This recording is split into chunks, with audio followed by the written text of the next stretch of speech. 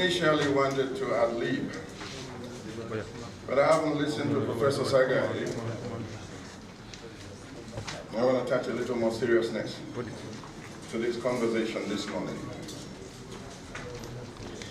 In the practice of journalism and all forms of public communication, the concept of objectivity and truth, which we call real news, simply means verifiable information and public interest. But public interest is fading into extinction. As a result of that, lies, if you like, you call it fake news. If you like, you call it disinformation, misinformation, or even malinformation are being passed into history. So I say to you this morning, welcome to George Orwell's A Season of Universal Deceit. We in Nigeria have a new addition to our lexicon, takiya. So welcome to takiya. It is a season where telling the truth is now a revolutionary act. This is fake news, a 21st century global disease called information disorder. This information disorder undermines the credibility of information by fraudulent manipulation of truth, which is usually exploitative in its convention of language usage. Fake news is orchestrated information that is deliberate in purpose. Indeed, fake news can hardly be put to the test of journalistic ethics of facts being sacred and comments being free. And as such, fake news can hardly deserve the news label after the fake in its title. Fake news is a viral modernity, which Michael Peters et al. Refers to as the epoch of alternative facts. And for Lee McIntyre, fake news is post-truth.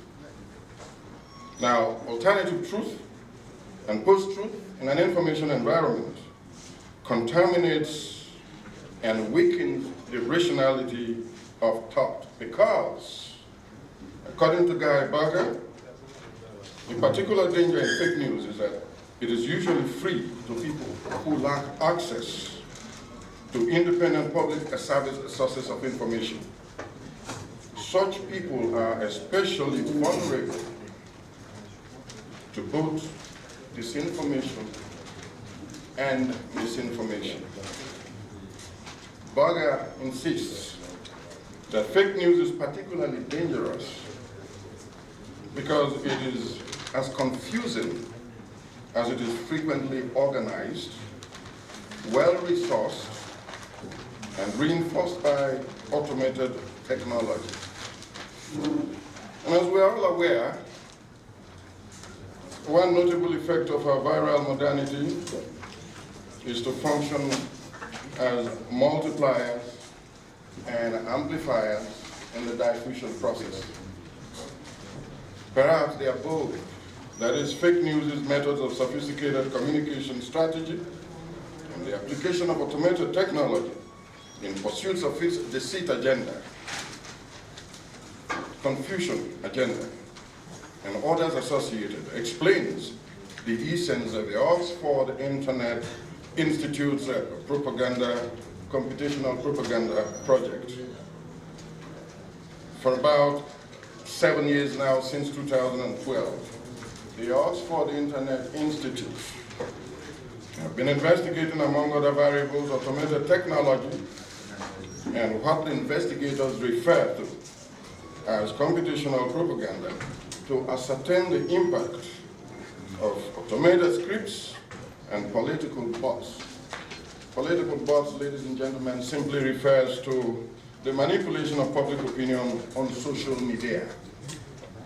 On the other hand, communication or information intended to mislead, that is information designed to cause or even create wrong impression about someone or something carries with it the potential for multipliers and amplifiers in the diffusion process. Therefore, all forms of communication,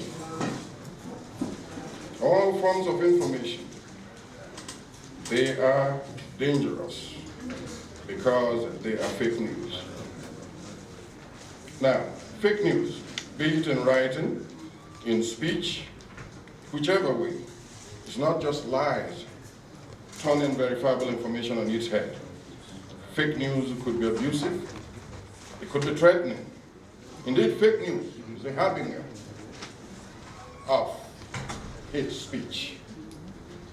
Thus, hate speech is communication or information intended to brutalize, demean, to be cruel, or derogatory. Hate speech is any communication that is intended to insult, to offend, intimidate, and even express prejudice against a person, group of people, based on religion, sexual orientation, nationality, race, or even disability. Ladies and gentlemen, welcome to our world of Takia. Welcome to the world of information heteroplasia, where normal information cells are replaced by abnormal information cells. Welcome to OOCAS, the book bill. Thank you.